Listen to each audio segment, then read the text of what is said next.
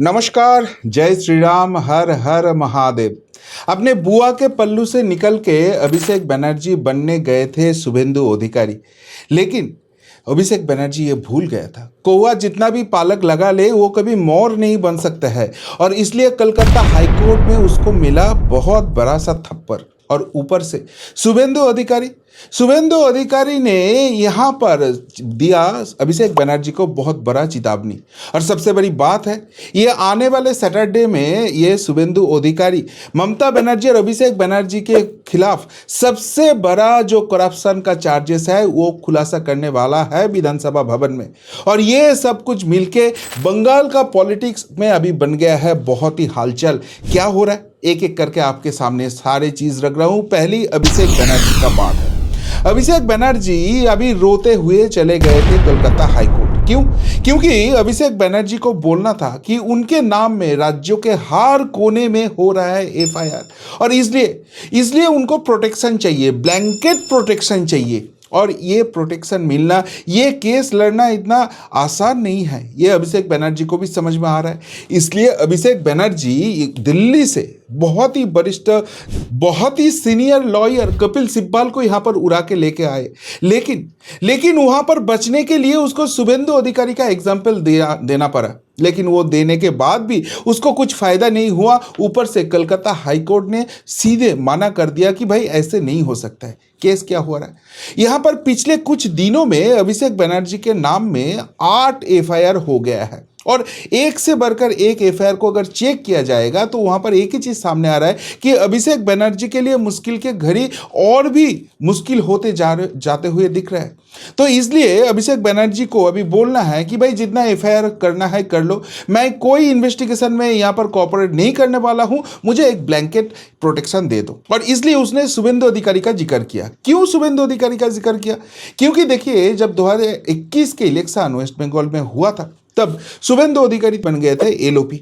और एलओपी बनने के बाद ये शुभेंदु अधिकारी को झुकाने के लिए, उसको रुकने के लिए ममता बनर्जी के गवर्नमेंट ने बहुत सारे अनाप शनाप, जिस केस का कोई वैलिडिटी ही नहीं है, ऐसे केसेस दे दिया था।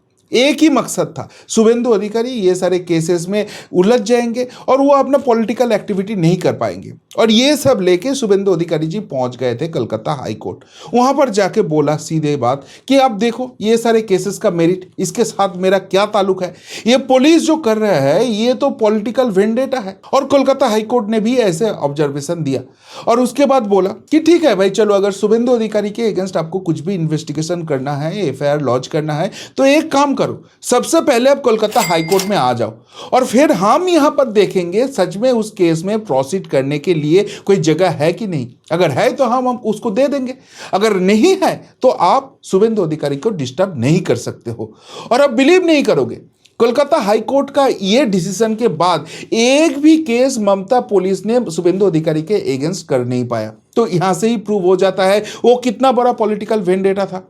लेकिन यहां पर अगर शुभेंदु अधिकारी का एग्जाम्पल देके अभिषेक बनर्जी बोलना चाहता है कि उसको भी प्रोटेक्शन चाहिए, हाईकोर्ट वो कैसे मान लेंगे? क्यों उठ रहे हैं ये सवाल? क्योंकि देखिए, अभिषेक बनर्जी के अगेंस्ट उनके पार्टी के ही एमएलए मदन मित्र वो क्या बोल रहा है?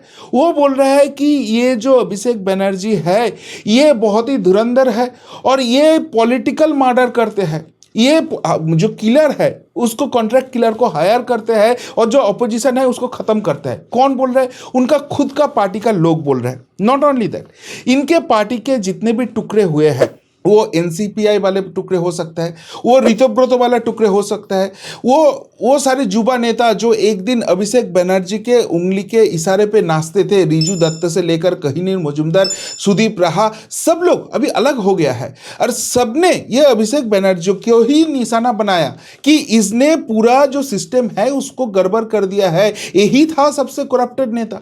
तो जिसका खुद का पार्टी का लोग जिसके अगेंस्ट एलिगेशन लेके आ रहा है, उसके तुलना क्या शुभेंदु अधिकारी से हो सकता है?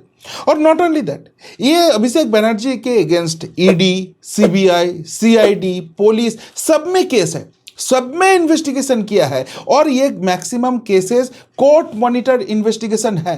कोर्ट कहीं पे भी नहीं बोला है कि ये जो इन्वेस्टिगेशन हो रहा है ये गलत है, ये पॉलिटिकल वेंडेटा है, इस इन्वेस्टिगेशन का कुछ मेरिट नहीं है। तो उस बंदे के साथ कैसे प्रोटेक्शन दिया जा सकता है? नॉट ओनली दैट, ये अभिषेक बनर्जी बार बार देश से बाहर जाने का कोशिश कर रहा है, देश छोड़ के भागने का कोशिश कर रहा है। इसके पहले अभिषेक बनर्जी का जो बहुत ही क्लोज एड माना जाता था, यहाँ का कोयला तस्करी का जो मामला है, जिसका मेन एलिगेशन जिसके अगेंस्ट है विनय मिश्रा, जो अभिषेक बनर्जी के लिए सब कुछ करता था, अभी वो देश छोड़ के भाग गया और भानुआतु भाग गया है। अभिषेक बनर्जी का जो पीए है सुमित राय, जिसके अगेंस्ट भी बहुत सारे करप्शन का चार्जेस है, सुमित राय को एक बार हाथ लग जाता है तो जितना भी अभिषेक बनर्जी का करप्शन है उसका पेंडोरा बॉक्स खुल जाएगा। ये अभिषेक बनर्जी का पार्टी का लोग ही बोल रहा है, वो देश छोड़ के पाकिस्तान भाग जाने का कोशिश कर रहा है। तो वहां पर इस अभिषेक बनर्जी को क्या मिलेगा कोई प्रोटेक्शन? उनके पार्टी का एमएलए प्रसून बनर्जी जो एक्स आईपीएस हुआ करते थे, वो बोल रहे हैं कि अभिषेक बनर्जी के साथ केमैन आइलैंड जो वेस्ट इंडीज में है उनका ताल्लुक है, वहां पर वो पैसे का तो हेराफेरी किया है। तो यहां पर जब उनके पार्टी से ही इतना सवाल उठ रहा है तो कैसे आप उसको प्रोटेक्शन दे सकते हो? और नॉट ओनली दैट, इसके पहले उनका जो सीईओ है lips and bounds, Abhishek Banerjee का जो कंपनी है, उसका सीईओ सुजय कृष्ण भद्र अरेस्ट हो जाता है। और वहां पर जो इन्वेस्टिगेशन में रिपोर्ट ईडी सीबीआई सबमिट करते हैं, वो देख के जस्टिस अमृता सिन्हा सीधा बात बोल देता है, ये तो चौंकने वाला इंफॉर्मेशन आपने दिया है, अभी तक क्यों ये बंदा अरेस्ट नहीं हुआ है? तो जहां पर कोर्ट इतना शक कर रहा है तो उस अभिषेक बनर्जी को कैसे प्रोटेक्शन मिल सकता है? और एक चीज देख लीजिए, ये अभिषेक बनर्जी खुद को सब कुछ के ऊपर समझते हैं। ये बोलता है कि कोई यहां पर इन्वेस्टिगेशन का जरूरत नहीं है, किसी को अगर पकड़ लो तो यहां पर सीधे एनकाउंटर कर दो। अगर कोई जजेस इसके अगेंस्ट कुछ राय देते थे तो वो क्या करते थे, अपने लोगों से उनका जो इजलास है वो घेर लेते थे, उनके घर के बाहर पोस्टरिंग होता था और उस जजेस को हैरेस कर देते थे ओपन कोर्ट में। ये जिस बंदे का स्टेटस है उसको तो आप ऐसे प्रोटेक्शन नहीं दे सकते हो। ऐसे ही हाल हो गया, अभिषेक बनर्जी के लिए मुश्किल के घड़ी बढ़ रहे हैं। लेकिन यहां पर भी अभिषेक बनर्जी झुका नहीं। उसने जो 21 जुलाई का प्रोग्राम था वहां से बोला कि भाई ये सब टेंशन मत लो, अभी जो तृणमूल कांग्रेस में चल रहा है वो बस कुछ ही दिन की मैटर है, उसके बाद सब कुछ सॉल्व हो जाएगा। और जो तृणमूल कांग्रेस उसके बाद खड़ा होंगे वो अगले 40 साल बंगाल में राज करेगा। 2031 की जो इलेक्शन है वहां पर तृणमूल कांग्रेस जीतने वाला है और जितना भी भाजपा वालों है चुन चुन के उनका बदला लेना है। ऐसे उसने बयानबाजी किया था, ऐसे उसने चेतावनी दिया था। शुभेंदु अधिकारी जी ने क्लियरली बोल दिया कि भाई आपको अगर हमारे अगेंस्ट कुछ भी करना है ना तो उसके लिए आपको बाहर रहना बहुत जरूरी है। अगले 2 साल में आप बाहर रहोगे ये आप कंफर्म हो। तो शुभेंदु अधिकारी का इस बयान से पता चल जाता है कि हम लोग शायद अपना पेशेंस खो रहा है, लेकिन अभिषेक बनर्जी के लिए मुश्किल का घड़ी बढ़ रहा है। और शुभेंदु अधिकारी जी ने यहां पर विधानसभा भवन में और एक बड़े बयान दे दिया, जो लेकर ये अभिषेक बनर्जी से लेकर ममता बनर्जी तक सबका नींद उड़ने वाला है। यहां पर ममता बनर्जी जब चीफ मिनिस्टर थे तब पीएससी का जो चेयरमैन होता है, पब्लिक अकाउंट्स कमेटी, मतलब जिस कमेटी देखता है जो गवर्नमेंट जो खर्चा किया, मतलब जिस कमेटी देखता है जो सरकार ने जो खर्चा किया है वो सही तरीके से किया है कि नहीं। और वो भी ऐसे नहीं, सीएजी का रिपोर्ट वहां पर सबमिट होता है, वो टेबल होता है और उसके ऊपर सब कुछ चलता है। अब लोकसभा में देख लो, जो लीडर ऑफ ऑपोजिशन होता है हमेशा नरेंद्र मोदी जी उनको ही वो पोस्ट छोड़ देता है। हर जगह में ऐसे ही होता है। लेकिन पश्चिम बंगाल में क्या होते थे, पश्चिम बंगाल में जो पार्टी चेंज कर लेते थे, वो सीपीएम हो सकता है, वो कांग्रेस हो सकता है, वो भाजपा हो सकता है, वो पार्टी छोड़ के तृणमूल कांग्रेस ज्वाइन कर जाता था और फिर विधानसभा भवन के अंदर बोलते थे नहीं नहीं नहीं मैं मेरा पिछले पार्टी में ही हूं, और बाहर जाकर तृणमूल नेता बन जाते थे, उनको ही पीएससी चेयरमैन दिया जाता था। और किस लिए दिया जाता था? क्योंकि सीएजी जो रिपोर्ट है वो सामने नहीं लाने दिया जाता था। लेकिन अब शुभेंदु अधिकारी का गवर्नमेंट आ गया है और शुभेंदु अधिकारी जी बोल रहे हैं जो पिछले 15 साल का सीएजी का रिपोर्ट है वो सारे वो सामने लाएंगे, और उसमें अगर किसी ने भी कुछ घोटाला किया है, कुछ भी रिकमेंडेशन नहीं माना गया है, तो राज्यपाल साहब से बात करेंगे और उनके अगेंस्ट एफआईआर होगा। हो सकता है वो ex chief minister Mamata Banerjee है, हो सकता है वो ममता गवर्नमेंट का दूसरे कोई बड़े मंत्री है, लेकिन किसी को छोड़ा नहीं दिया जाएगा। और इसमें क्यों उनका नींद उड़े है? नींद उड़े है इसलिए क्योंकि शुभेंदु अधिकारी जी ने एक एग्जाम्पल विधानसभा में दे दिया था। बोला है कि यहाँ पर आम्फान नाम के एक टॉर्नेडो हुआ था 2020 में। यहाँ पर जो सुंदरबन एरिया है जहाँ पर बहुत गरीब लोग रहते हैं, तो उनके जो छत है वो भी खत्म हो गया था। इसलिए आदरणीय प्रधानमंत्री नरेंद्र मोदी जी सेंट्रल से यहाँ पर ऑलमोस्ट 3750 करोड़ का फंड भेजा था। लेकिन मुश्किल ये है, ये फंड जो गरीब के लिए भेजा गया था उनको वो पैसा नहीं मिला था। पैसा गया था तृणमूल लीडर के जेब में। और इस एरिया का, जिस एरिया का सबसे ज्यादा जिक्र हो रहा है वो है डायमंड हार्बर, मतलब अभिषेक बंदोपाध्याय का ही एरिया है जहां से वो एमपी हुआ करते थे। तो इसके मतलब कितना बड़ा घोटाला हुआ है आप एक बार सोच लीजिए। ये गरीब लोगों को भी नहीं छोड़ा, उसको भी शोषित किया है और उसका सारे रिपोर्ट अभी आने वाला है। और अगर उस रिपोर्ट में कुछ घोटाला निकलेगा, जरूर निकलेगा, नहीं तो वो टेबल नहीं करते थे ये सरकार। तो वहां पर ममता बनर्जी और अभिषेक बनर्जी का जो शिकंजा है वो और भी कसते हुए दिख रहा है। लेकिन अगर आपको लगेगा कि बस ये अभिषेक बनर्जी और ममता बनर्जी को लेकर ही शुभेंदु अधिकारी है, तो आप गलत समझ रहे हो। शुभेंदु अधिकारी जी एक से बढ़कर एक डेवलपमेंट का तो बात कर ही रहा है, ऊपर से ममता बनर्जी के एरिया में उनके टाइम में जो जो चीज खत्म हुआ था, जो जरूरी है यहाँ पर लोकतंत्र को बचा रखने के लिए, वो सारे चीज का वापसी हो रहा है। जैसे शुभेंदु अधिकारी जी ने बोल दिया था, human rights commission, women commission, child protection commission, minority commission, SC ST commission, ये सारे चीज जो थे ये वेस्ट बंगाल में था, लेकिन ये नाम के वास्ते था।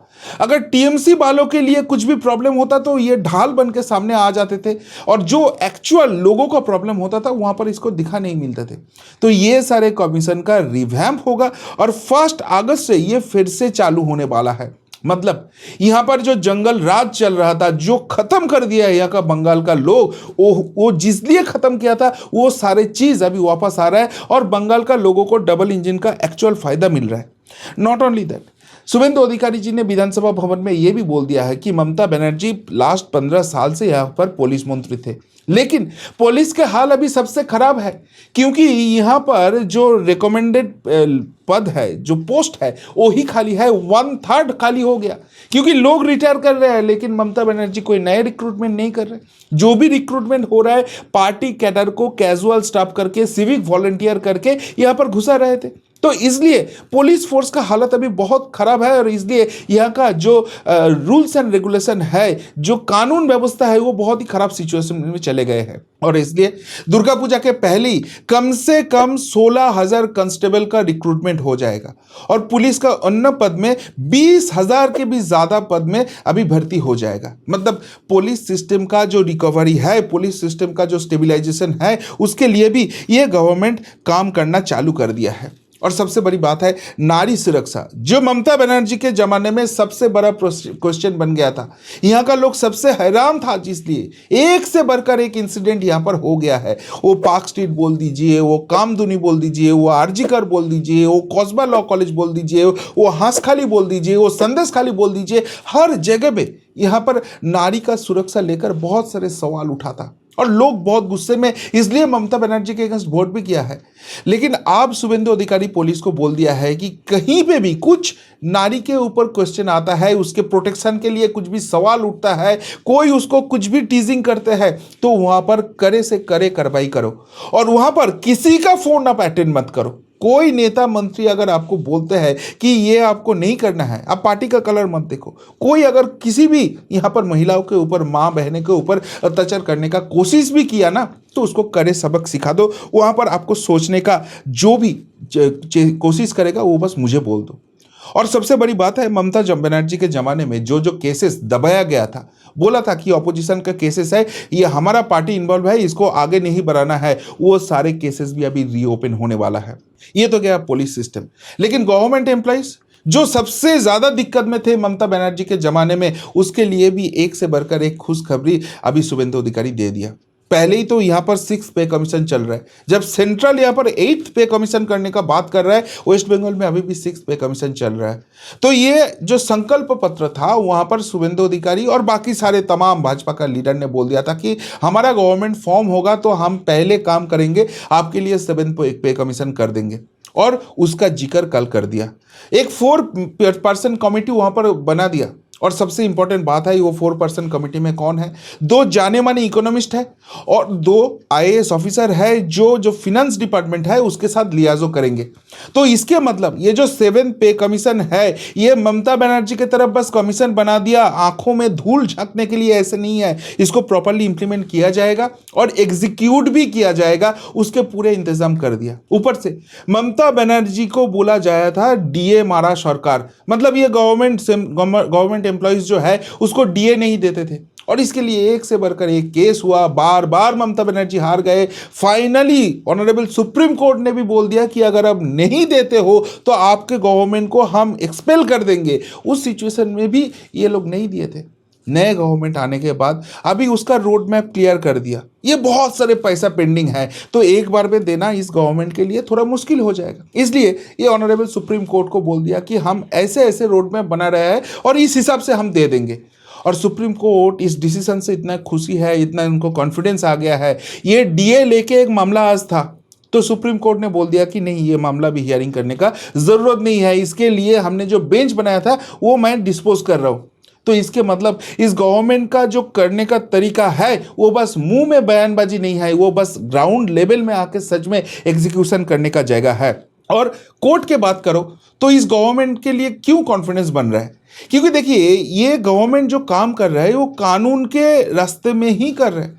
जैसे ममता बनर्जी अपने तुष्टीकरण के पॉलिटिक्स के लिए यहाँ पर जो ओबीसी हुआ करते थे उसमें जो एक्चुअल ओबीसी क्लासेस है उसको आउट कर दिया था, और जो मुस्लिम है उसको घुसा दिया था जबरदस्ती, जो एक्चुअली कानून के हिसाब से नहीं किया जा सकता। शुभेंदु अधिकारी का गवर्नमेंट आने के बाद पहले जो बिल लाया वहां पर ही ये सारे चीज को रद्द कर दिया, और जो प्रॉपर ओबीसी है जिसको ये सारे फैसिलिटी मिलना चाहिए उनको, उनके लिए ये बिल कर दिया था।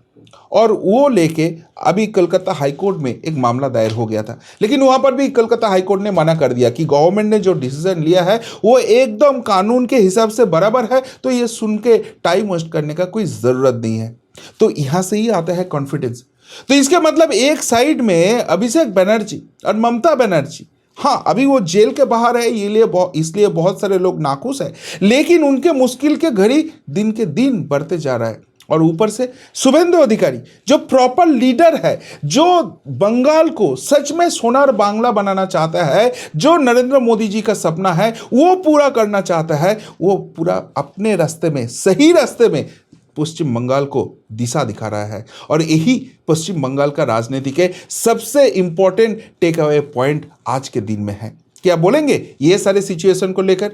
अगर कुछ बोलना है तो ज़रूर कमेंट बॉक्स में कमेंट करके बताइए। अभी के लिए इतना ही, फिर मिलता है बहुत जल्दी। नमस्कार, जय हिंद, वंदे मातरम।